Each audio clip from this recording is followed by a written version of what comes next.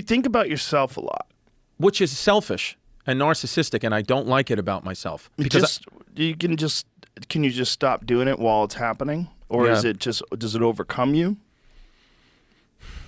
But that's why I was thinking that maybe you needed another thing to think about.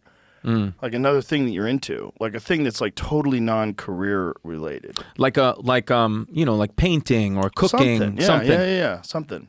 Yeah, somewhere you really get into that thing. Where you think about that thing and like being better at that thing. What about playing basketball again? Sure, that's a great one. That's also a good one too because it's physical. Yeah, and I think the things that you get into that are physical require even more because it requires not just thinking. Yeah.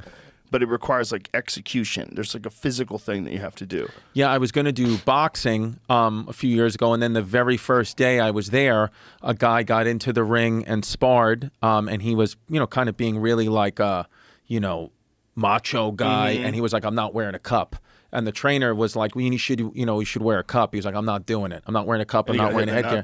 He got hit in the nuts, and his testicle came out of the scrotum.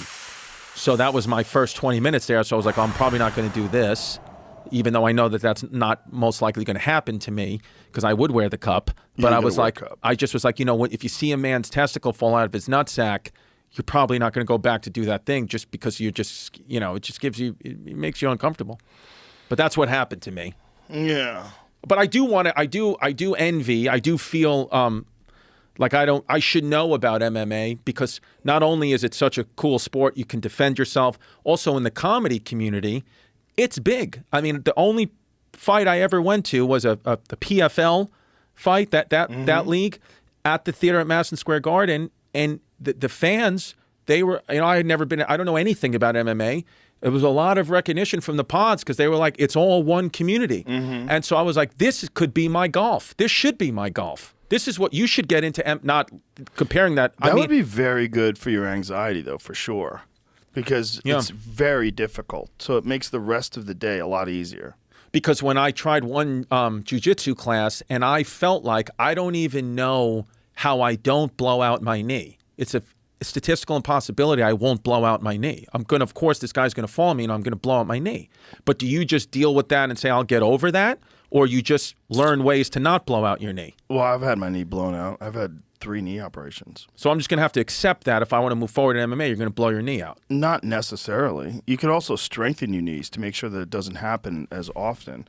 There's a lot of stuff you could do to mitigate that. Also, just roll cautiously and be smart about it, and don't roll with crazy people. You see wild people that are just like way too aggressive and explosive, and just like they just do it in a haphazard way.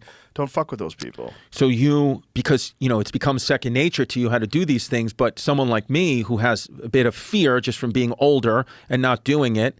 Like my father learned how to drive when he was 45, so he's just a terrible driver and can't drive. Even though he's not scared of life stuff, he's gone to fist fight stuff, but he's like, I can't drive. I learned how to drive when I was 17. I'll drive with one arm. Right. I'm in control. So I feel like that way with MMA. It's like now I've developed all these bad things that can, you think, and I'm like, I can't do this. I can't even get into this. The thing about MMA, if you want to get involved in that, and the same thing as if boxing, the thing is getting hit. And getting hit is not a small thing. It's a big thing. And it's a bigger thing than people want to pretend it is. Getting hit in the head is really bad. And you're going to get hit in the head. And you're going to get hit in the head quite a bit in the beginning because you're not good.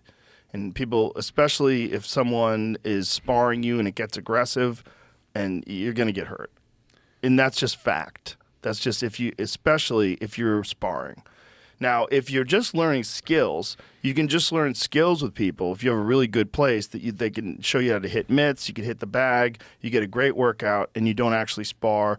Or if you do spar, you spar with an instructor who's going to be very gentle. So they're just going to be touching you. They're just going to be tapping you and explaining that you don't have to hit hard. You just have to use technique. When you hit hard, hit the bag. You're not a professional. You're not thinking about taking on fights. There's no reason for you to get busted up. Let's just work on your skills.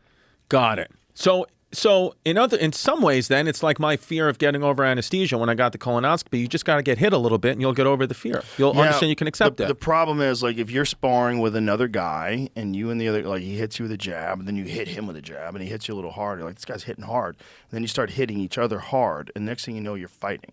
That happens all the time. It happens all the time. So sparring oftentimes turns into like a real fight. Yeah, see, just with big gloves and pads on. And I've only ever been in 2 fist fights my whole life. My first fist fight, I punched this kid Glenn in the face, thinking I'm going to knock him off his bicycle and I'll win. And he didn't even move a muscle, and then he beat the shit out of me. And then the second fight I got into was just like a bar brawl, and I got hit, but I got hit like in the back shoulder. Wasn't too bad. And then I never really got beat up. Hard, That's not necessary. You don't have to get beat up, but just learning how to defend yourself would just help. For sure, help anxiety. And it's like, for a lot of people, it's like meditation. It's like medication, in fact, for a lot of people. And jiu-jitsu is a really good one because there's a possibility of you getting injured. With any combat sport, it's a possibility of you getting injured. Right. But jiu-jitsu, at least you're not getting hit. You know, jiu-jitsu is clinching and chokeholds and arm bars and leg locks and stuff. But you can learn those things, and if you do it with a good school that has a good ethic about them, you could do it pretty safely. Yeah, because I'm a person, we talk about it, we get excited about it, but sometimes I don't put these things into practice, even though I know stand-up is, we're doing difficult things here, but other things I'm like for example, when I, in the middle of the pandemic or whatever, 2022, sometime around there, I got nervous about, I don't know how to fight, I got to defend my house, and there was at times talks of to some type of what if a nuclear bomb went off here because things are getting tight with Russia before they invaded Ukraine. So I came home one day with a night vision goggles, a 30-day supply of powdered fettuccine Alfredo, and a gun.